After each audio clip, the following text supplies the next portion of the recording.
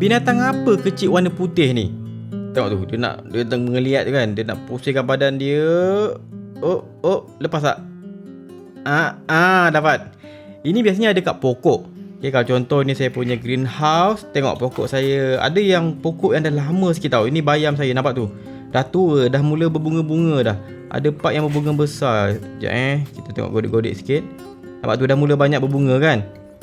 Bila dah mula tua macam ni, kita akan ada mula nampak serangga macam ni tau. Ni serangga perosak yang boleh ada, putih ni. Nampak tak?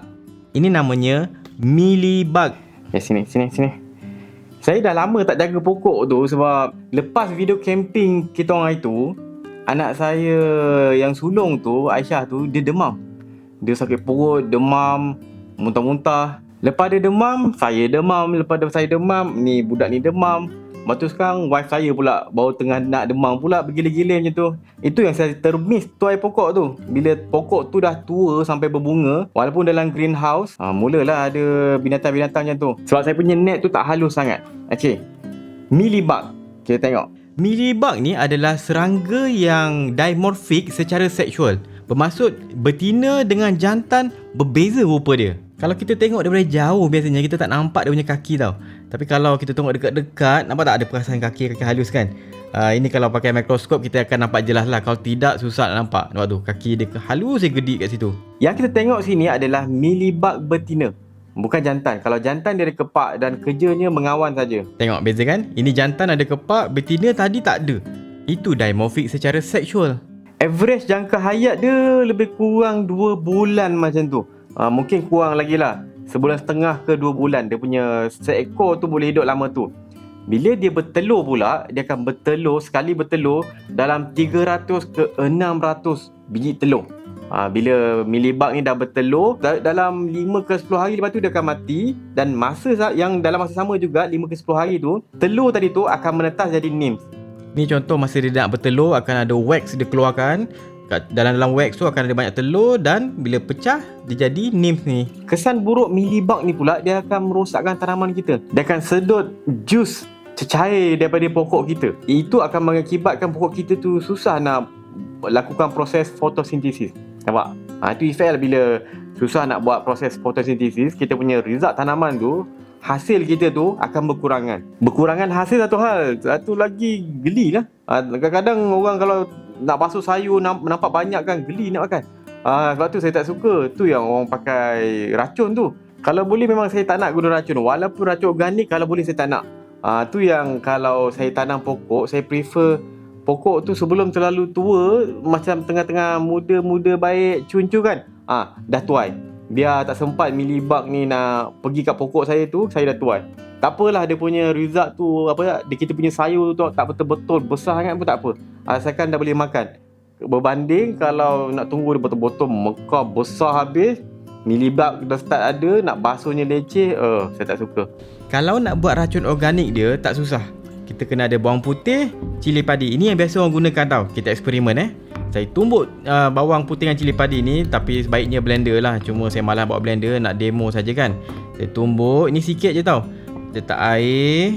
Kepekatan yang sesuai kena test kat pokok dulu. Kalau tak, takut pokok tu jadi melecur nanti sebab kita punya pedas tu kuat sangat. Okay, saya kacau satu ni, letak balik di sini, letak tengah. Sekejap, saya nak try terbalikkan dia. Leceh lah dia punya jalan ni. Okay, dah terbalik sini. Saya try letak air tu, air cili dengan bawang tu.